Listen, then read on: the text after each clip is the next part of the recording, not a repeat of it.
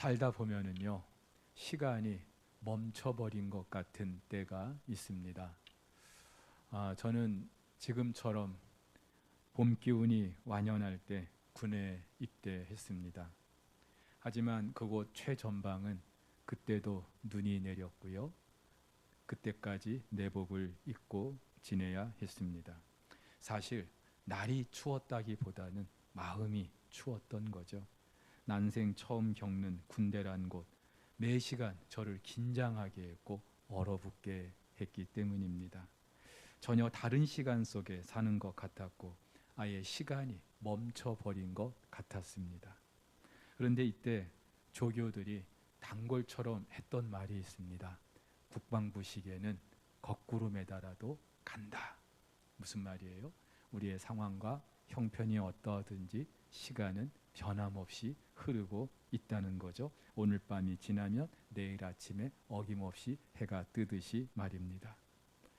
때로는 이런 현실이 야속할 때도 있습니다.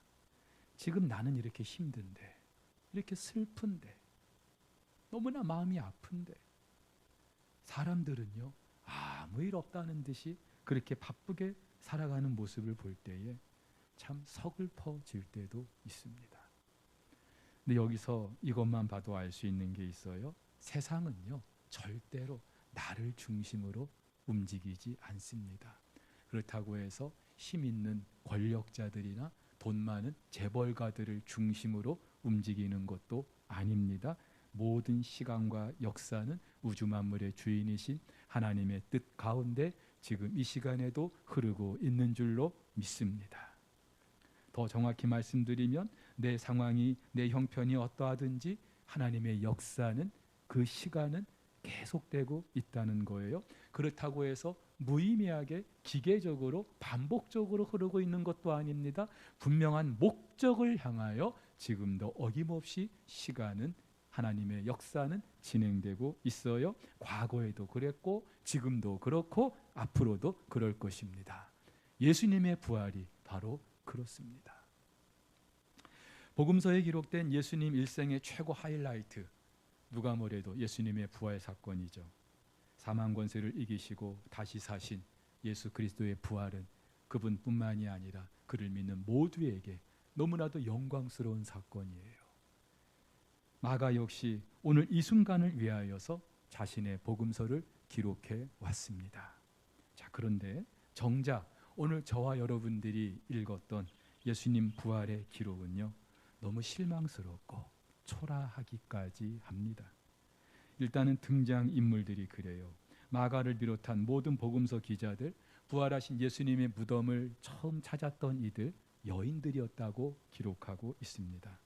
아시다시피 예수님 당시 여자들은요, 숫자에서도 제외가 될 정도로 존재감이 없었습니다. 그래서 오늘 11절을 보면은 예수님의 부활을 목격한 그 여인들의 말을 제자들조차 믿지 않는 거예요. 그도 그럴 것이 당시 사회에서는, 법정에서도 여자들의 말은 증언으로 인정되지 않았다고 합니다. 그래서 고린도전서 15장에 보면은요, 바울이 예수님 부활을 목격한 증인들을 소개하고 있는데, 우리 생각 같으면 제일 먼저 예수님의 부활을 목격했던 여인들이 나와야 될 것 같은데 여인들의 이름이 없어요. 바로 그런 이유 때문입니다. 그런데다가 이 무덤을 찾은 여인들, 부활하신 예수님을 처음부터 만나지도 못했습니다. 물론 9절을 보면은 부활하신 예수님이 막달라 마리아를 만나 주셔요. 근데 8절까지만 놓고 보면은 누구도 부활하신 예수님을 만나지 못합니다. 빈 무덤만 봤을 뿐이고 그가 살아나셨다는 천사의 말만 들었을 뿐이에요. 그래서 8절을 보면은 이 여인들이 몹시 놀라서 떨었다고 합니다. 도망했다고 합니다. 무서워서 아무에게 아무 말도 못했다고 합니다. 여러분 가지고 계신 그 성경 관주에 보면은 오늘 9절부터 20절까지 괄호로 묶여져 있어요. 그러면서 어떤 사본에는 없음 이렇게 기록되어 있습니다. 무슨 말이에요? 만약에 그 괄호 속에 있는 그 이야기가 다른 사본에 없다, 그렇다면은 마가의 복음서는 어쩌면 이 8절에서 끝났을 수도 있다 이 말입니다. 부활의 기쁨과 감격도 없이 그저 놀람과 무서움과 두려움으로 그렇게 막이 내리고 있는 거예요. 근데 그것도 이해가 돼요. 예수님 당시 유대인들에게는요, 물론 마지막 때에 부활할 것이라는 그런 소망이 있었어요. 그래서 요한복음을 보면은 죽었던 나사로를 살리시기 전에 예수님께서 나사로가 다시 살아날 것을 말씀하시죠. 그러자 마르다가 뭐라고 말합니까? 예, 믿습니다. 마지막 때에는 다시 살게 될 줄로 믿습니다. 무슨 말이에요? 하지만 지금 이 현실 세계에서 죽은 자가 살아나는 거 나는 믿지 못하겠습니다. 기대도 못하겠습니다. 그런 이야기거든요. 오늘 여인들도요, 예수님이 다시 살아나셨을 거라는 기대를 가지고 무덤을 찾았던 게 아니죠. 단지 죽은 자를 애도하는 마음으로, 그리고 그 시체에 향품을 넣기 위해서 찾았을 뿐입니다. 그렇기 때문에 무덤으로 가는 중간에도 그 무덤의 큰 돌을 누가 굴려줄까? 그걸 염려했던 거예요. 그리고 빈 무덤을 확인하고 예수님이 살아나셨다는 천사의 말을 들었는데도 믿지 못하는 겁니다. 여러분, 마가는요, 이 여인들이 예수님과 아주 특별한 관계에 있었다고 소개하고 있어요. 갈릴리에 있을 때부터 예수님을 유난히 따르고 섬겼던 여인들이라고 말합니다. 그리고 15장 마지막 절을 보면은 예수님의 그 장례 치르는 그 모습을 끝까지 지켜봤던 여인들도 바로 이 사람들이에요. 그렇다면은 예수님이 살아나셨다는 그 소식을 전해 주었을 때 누구보다 기뻐해야죠. 감격해야죠. 그런데 그러지 못하고 있습니다. 여기서 알 수 있는 게 있죠. 우리가 가지고 있는 이 고정관념이라는 그 틀이 얼마나 견고한지 이게 깨지는 게 정말 쉽지 않다는 거예요. 여러분 생각해 보세요. 생명을 주관하시는 하나님인데 그 하나님께서 죽은 자를 다시 살리시는 게 뭐가 힘든 일이겠어요?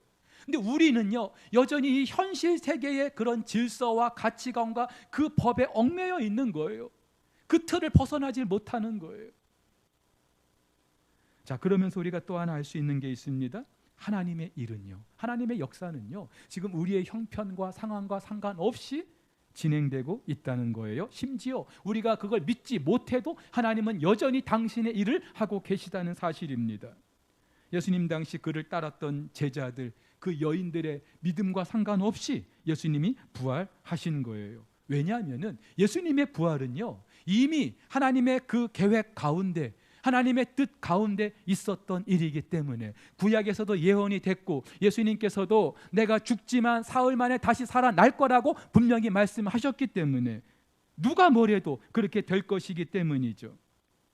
예수님은요, 제자들의 믿음이 자랄 때까지 기다려 주신 게 아니에요. 이맘쯤 되면은 제자들이 나를 믿을 수 있겠지, 그리고 그때 부활하신 게 아니에요. 그때까지 부활을 늦추신 것도 아니에요. 그저 하나님이 말씀하신 대로 당신이 계획대로 부활하셨을 뿐입니다.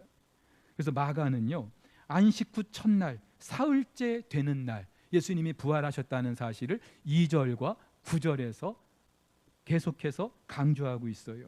15장 42절에서 예수님이 죽으셨을 때 안식 전날, 안식일 전날 해 저물 때 그렇게 예수님이 숨지셨는데, 오늘 2절을 보니까 안식 후 첫날 해 돋을 때 마가는 이 시점을 분명히 하고 있어요. 무슨 말입니까?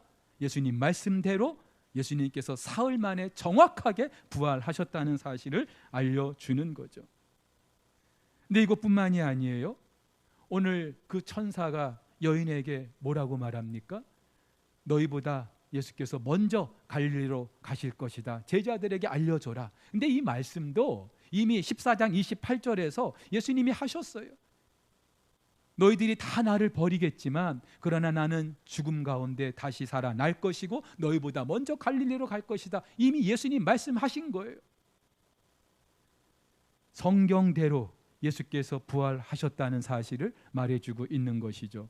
특별히 요한은요, 예수님께서 십자가에서 하셨던 7 말씀이 있습니다. 근데 그 중에 4가지를 요한복음이 다루고 있어요. 근데 그 중에 목마르다, 밑도 끝도 없는 목마르다, 이 말씀 하나까지 이것은 성경을 응하기 위함이다. 그렇게 기록하고 있어요. 심지어 예수님이 돌아가시고 나서 군인들이 그 뼈를 꺾지 않은 것조차도 이것 또한 성경을 이루기 위함이다. 그렇게 말하고 있습니다. 무엇을 말하는 겁니까? 성경은 철저히 예수님의 죽음과 부활하심, 이 모든 것은 성경대로 하나님의 뜻대로 이루어진 사실을 말하고 있는 거예요. 중요한 거는 우리가 그걸 인정하든 하지 않든, 동의하든 하지 않든, 믿든 믿지 않든 하나님이 일하고 계신다는 거예요. 하나님께서 이스라엘 백성들을 애굽에서 인도내신 것도 마찬가지입니다. 400년 종살이하는 그들이 너무나 가여워서 불쌍해서 안 되겠다, 너희를 내가 이끌어내야 되겠다, 그래서 출애굽하게 하신 게 아니에요. 이미 아브라함에게 하셨던 그 약속을 이루시기 위하여 400년 만에 그 애굽 땅에서 이끌어내시겠다고 하신 그 약속을 이루기 위해서 그 아들 예수 그리스도를 보내실 때도 마찬가지입니다. 바울은 갈라디아서에서 때가 참에 그 아들을 보내셨다고 말합니다. 그 때는요, 누구의 때? 하나님이 정하신 때. 그 하나님이 정하신 때 하나님이 보내셨고요, 그 하나님이 정하신 때에 그 아들 예수가 다시 살아나게 하신 줄로 믿습니다. 자, 그렇다면은 예수님의 이 부활, 하나님의 뜻과 계획 가운데 어김없이 이루어진 이 부활, 오늘 저와 여러분들에게는 그럼 어떤 의미가 있을까요? 결론적으로 말씀드리면 예수님의 이 부활 사건은 저와 여러분들, 그를 믿는 모든 자들의 그 삶의 역사를 새롭게 바꾸어 놓는 새로운 분기점이 되는 줄 믿으시기를 바랍니다. 여러분, 오늘 2절에 안식 후 첫날 해 돋을 때, 해 돋을 때라는 표현이 그렇습니다. 마가는 지난 14장 33절에서 예수님이 숨지실 때 온 땅에 어둠이 가득했다고 말했어요.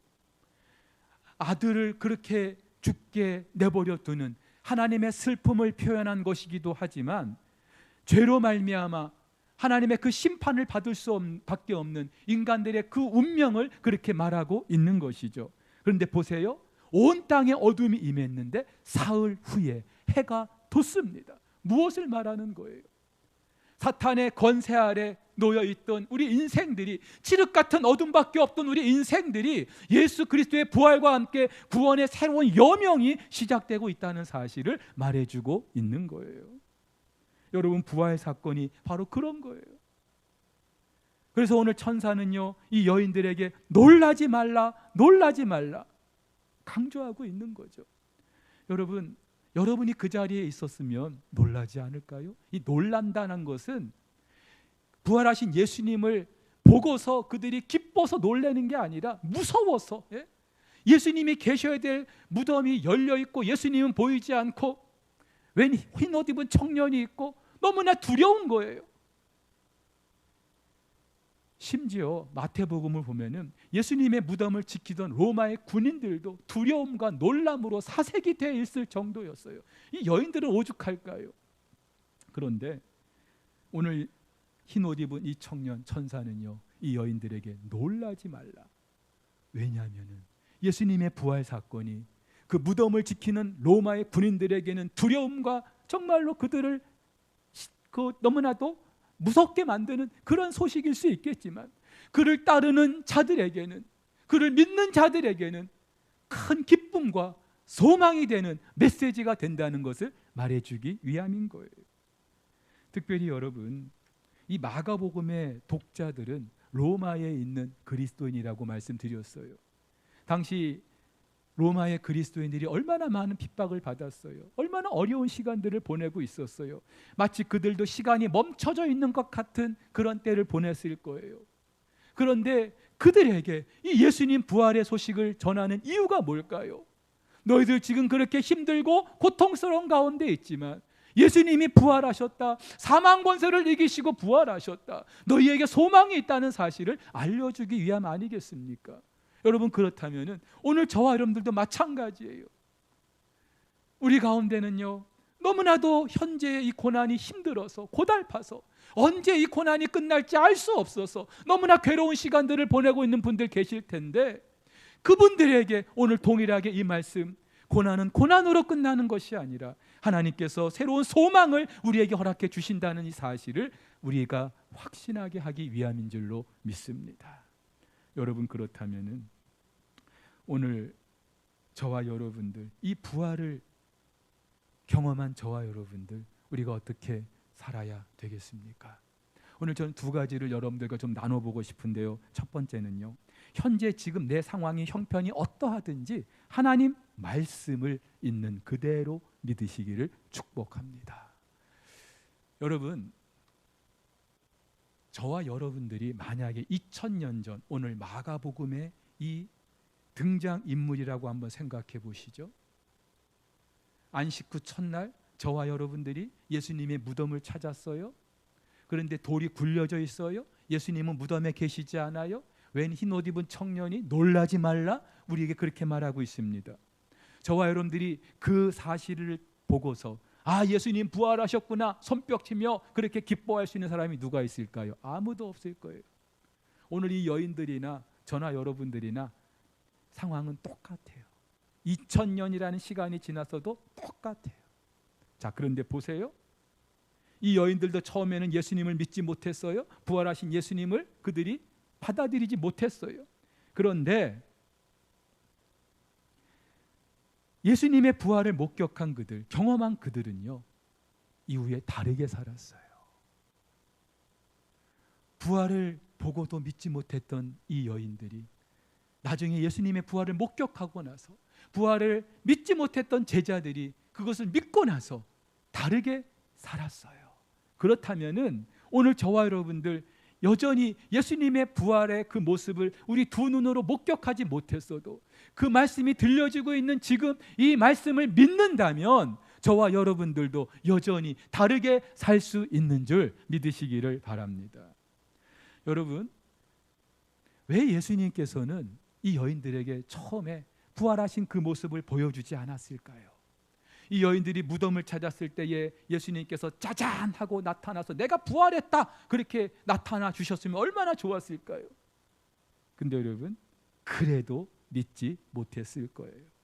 요한복음에 보면은 부활하신 예수님이 막달라 마리에게 나타나셔요.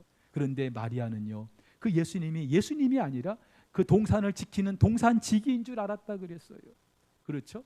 눈에 보여도 믿지 못하는 거예요. 여기서 알 수 있는 것이 있습니다. 우리의 믿음은요, 뭘 봐야 아 그렇구나 이걸 믿음이라고 하지 않아요. 여러분, 뭔가 우리 눈에 보여서 내가 만져져서 아 이것이구나 그렇게 알게 되는 것은 인식이라고 합니다. 인식. 그저 보이는 현상을 내가 받아들인 것뿐이에요. 그건 믿음이 아니에요. 믿음은요, 없는 데서, 보이지 않는 데서 그것을 내가 확신하는 거예요. 이게 믿음인 거예요. 구약의 성막을 보시면은 하나님께서 성소와 지성소를 만들게 하시고 지성소 안에 법궤를 만들어 두게 하셨습니다. 근데 이 법궤를 보면은요, 법궤는 조각목으로 만든 상자예요. 그 안팎을 금으로 쌌어요. 그리고 그 법궤 위에 금으로 된 두 천사가 날개를 서로 이렇게 연결해서 그렇게 앉아 있습니다. 그런데 그 법궤 위 그리고 그 천사들의 날개 아래 그 빈 공간, 이 공간을 하나님은 속죄소라고 부르게 하십니다. 시은소, 하나님의 자비가 베풀어지는 장소. 아무것도 보이지 않아요. 들리지 않아요. 만질 수도 없어요. 그런데 하나님께서 이곳에서 만나 주겠다고 하십니다. 무엇을 말합니까? 이 공간은 비어 있는 게 아니죠. 역설적으로 가득 차 있는 곳이에요. 바로 하나님의 그 충만하심이 가득 찬 곳. 그 속죄소뿐만이 아니라 온 우주 만물의 주인이신 하나님은 지금 이 순간에도 온 우주 만물 가운데 충만하게 거하고 계시는 줄로 믿습니다. 여러분, 그렇다면은 예수님께서 그 빈 무덤 안에 계시지 않은 게 너무나 당연하지 않습니까? 계시지 않은 게 아니라 그들 눈에 보이지 않았을 뿐이에요. 그래서 미국의 영성학자 유진 피터슨은요, 이 무덤을 일컬어서, 빈 무덤을 일컬어서 지성소의 그 속죄소다 그렇게 말하기도 합니다.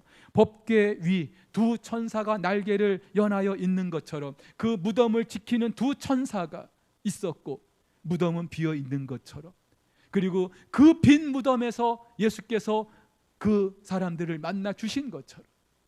여러분, 무엇을 말합니까? 예수님은 눈에 보여야 믿을 수 있는 분이 아니에요.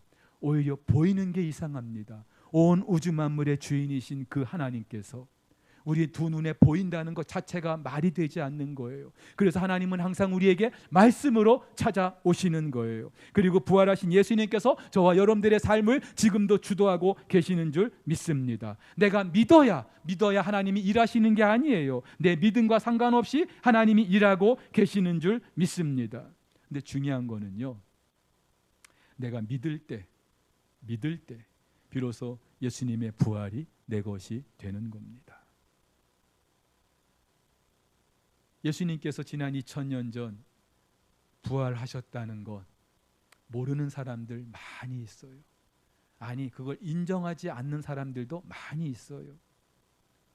그런데 그걸 알아요. 예수님이 부활하신 건 알아요. 그런데 그것이 지금 나와 아무런 상관이 없다고 사는 우리 그리스도인들도 의외로 많아요.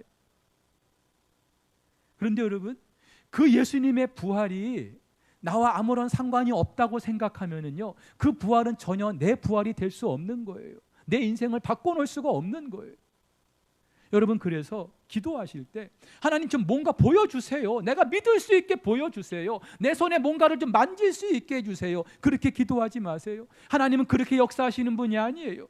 눈에 보이지 않아도 내게 주신 그 말씀이 믿어지게 해주십시오. 이제까지 내 인생 가운데 주셨던 말씀, 나를 향하여 주셨던 이 말씀이 믿어지게 해달라고, 그렇게 우리가 기도해야 합니다. 그리고 그때 우리 삶 가운데 역사가 있는 거예요.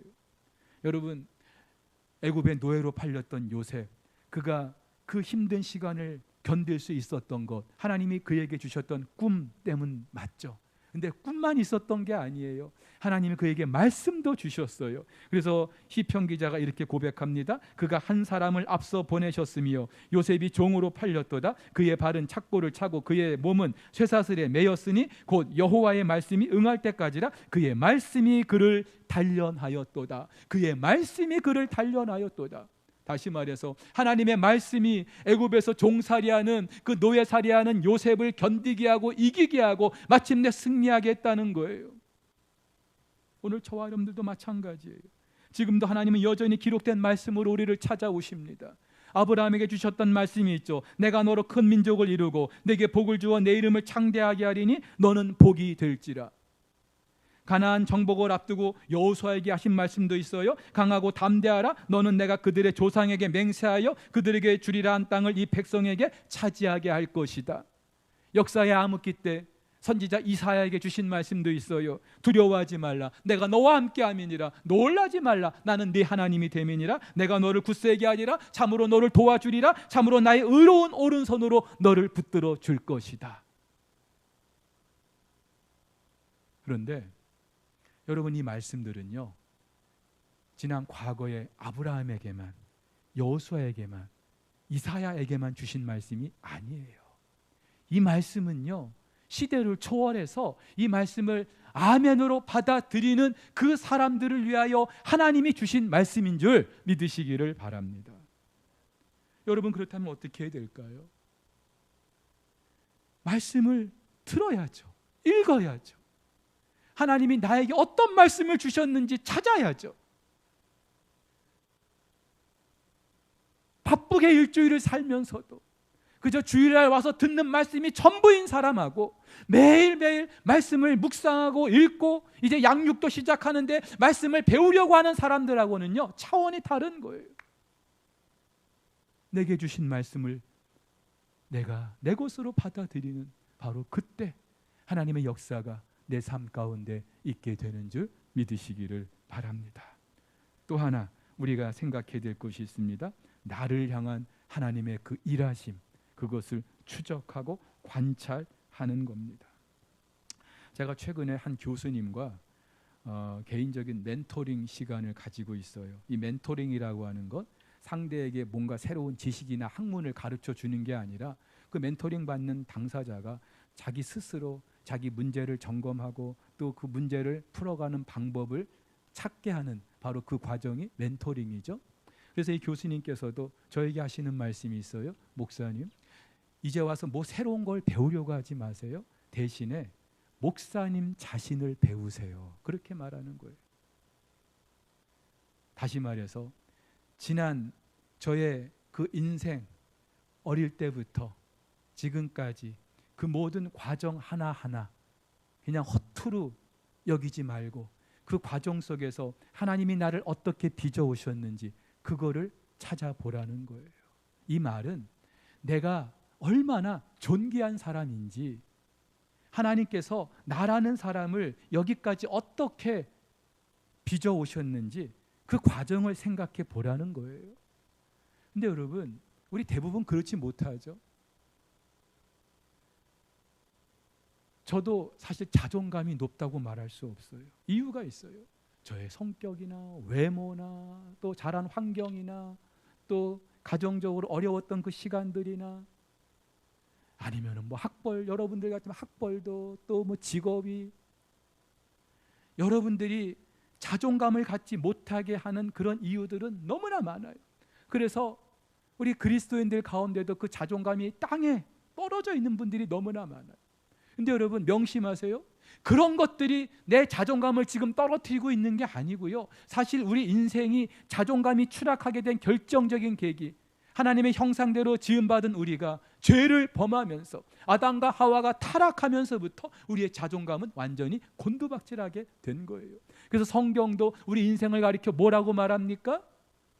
너는 티끌과 같다. 아침에 돋는 풀과 같다. 잠시 있다 사라지는 안개와 같다. 너는 벌레이고 구더기이다. 그렇게 말하고 있어요. 아무것도 아니란 말이에요. 하찮은 존재란 말이죠. 그런데 이런 하찮은 저와 여러분들이 전혀 새로운 존재로 탈바꿈하게 되는 계기가 있어요. 바로 예수 그리스도께서 우리의 그 모든 죄짐을 대신하여 십자가에서 죽으시고 다시 살아나신 이 영광스러운 사건 때문인 줄로 믿습니다. 그래서 바울은 이렇게 말합니다.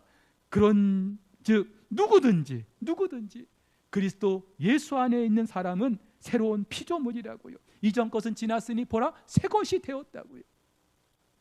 누구든지 그리스도 안에 있으면, 무슨 말이에요? 예수 그리스도의 죽으심과 부활을 나의 것으로 받아들이고 그것을 믿는 사람들은 새로운 피조물이 됐다고요.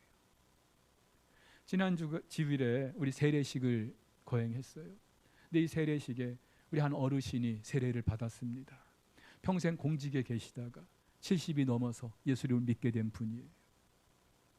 작년에 교회 등록해서 올해 세례를 받으셨는데 제가 곁에서 이분을 지켜본 결과 너무나 신실하게, 정말로 아름답게 그렇게 신앙생활을 하고 계셔요. 근데 지난주일 그 세례식 자리에 앉았는데 눈물이 쏟아지더라는 거죠. 그러면서 이분이 그런 고백을 하셨어요. 과거에 나는 죽었습니다. 나는 전혀 새 사람이 됐습니다. 여러분, 이 고백이 오늘 바울의 고백이죠. 누구든지 그리스도 안에 있으면 새로운 피조물이 된 줄 믿으시기를 바랍니다. 그래서 바울은 에베소서에서 이것을 뭐라고 말합니까? 우리는 그의 만드신 바라.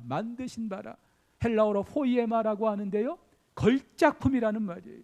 한마디로 하나님은 저와 여러분을 예수 그리스도 안에서 걸작품으로 빚어 주셨다는 거예요. 이걸 여러분들이 믿으시냐 이 말이에요. 여러분, 예수님의 부활 사건, 역사적인 객관적인 사실이죠. 그런데 그것을 내가 믿을 때 비로소 내 인생에 새로운 역사가 시작되는 거예요. 자, 마찬가지로 그리스도 안에 있는 사람이 새로운 피조물이 됐다는 이 사실은 객관적인 사실이에요. 근데 이걸 내 것으로 받아들일 때 주관적인 우리의 삶 속에서 전혀 새로운 역사가 시작되는 줄 믿으시기를 바랍니다. 근데 우리는 그러지 못하죠. 왜냐하면 예수 믿고 나서도 여전히 바뀌지 않는 우리의 일상, 우리의 가정 형편, 경제적인 여유, 내 불투명한 앞날, 단지 예수 믿었다는 것 하나밖에는 바뀐 게 없다고 생각하는 거예요. 근데 여러분, 아까 그 교수님이 저에게 목사님 자신을 배우세요라고 말씀하신 이유가 여기 있어요. 저나 여러분들 솔직히 지난 인생을 돌이켜 보면은 부끄럽고 감추고 싶고 지우고 싶고 상처와 아픔밖에 없는 그런 시간들일 수 있어요. 그렇기 때문에 뭔가 내가 새로운 걸 시작하려고 할 때에 여전히 망설여지게 되고, 배운 것도 없는데 가진 것도 없는데 뭔가를 시도하려고 할 때 자꾸만 내 발목을 붙잡고 있는 거예요. 그런데요, 예수를 믿는다고 과거에 우린 그런 기록이 리셋되는 게 아니죠. 없어지는 게 아니에요. 여전히 그대로 있어요. 근데 한 가지 변한 게 있습니다. 예수 믿고 난 이후에 그리스도 안에서 새로운 피조물이 된 사람들에게는 과거의 그런 아픔과 상처, 그런 것들이 더 이상 상처와 아픔으로 남아있는 게 아니라 하나님의 새로운 일을 위한 그런 도구로 쓰임받게 되는 줄 믿으시기를 바랍니다. 여러분, 대부분의 가정사역자들이 그래요. 이분들은 처음부터 나는 가정사역자가 될 거야, 그런 분 아무도 없어요. 누구보다 열악한 환경에서, 가정에서 상처와 아픔으로 너무나 눈물이 많았던 분들이에요. 근데 어느 순간 우리 주님께서 그들을 만나 주심으로 말미암아 그들의 그런 아픔과 상처를 또 다른 사람들을 섬길 수 있는 그런 도구로 사용해 가시는 거예요. 여러분, 그렇다면은 예수님의 부활로 말미암아 저와 여러분들의 과거가 전혀 새로운 삶으로 바뀔 수 있다는 이 확신을 갖고 기쁨으로, 감사함으로 다시 시작할 수 있기를 주의 이름으로 축복합니다. 우리 이 중에는요, 목사님, 그러기에는 저는 나이가 너무 많아요, 저는 너무 늙었어요, 이렇게 말씀하시는 분들도 계실 거예요. 괜찮아요. 두 가지를 말씀드릴 수 있어요. 하나는요, 내 인생이 이제 다 마무리돼 간다고 하셔도요, 아직 우리에게는 남은 삶이 있어요. 그게 언제까지일지 모르지만 그 남은 시간조차도 우리가 새롭게 살아갈 수 있는 거예요. 또 하나, 지나온 우리의 과거를 우리가 정리하는 거예요. 그 과거의 의미를 다시 부여하는 거예요. 이제까지는 내 지난 과거를 너무나 쓸모없는 것으로, 부질없는 것으로만 생각했는데 예수 그리스도 안에 있는 나에게 지난 과거는 이런 의미가 있었구나. 우리는 다시 내 인생에 그 의미를 부여할 수 있는 줄 믿습니다. 예수 그리스도의 부활이 저와 여러분들에게 가져다주는 놀라운 변화인 줄로 믿습니다. 우리가 이 예수님의 부활과 함께 전혀 새로운 삶을 다시 시작할 수 있게 되기를 예수님의 이름으로 축복합니다.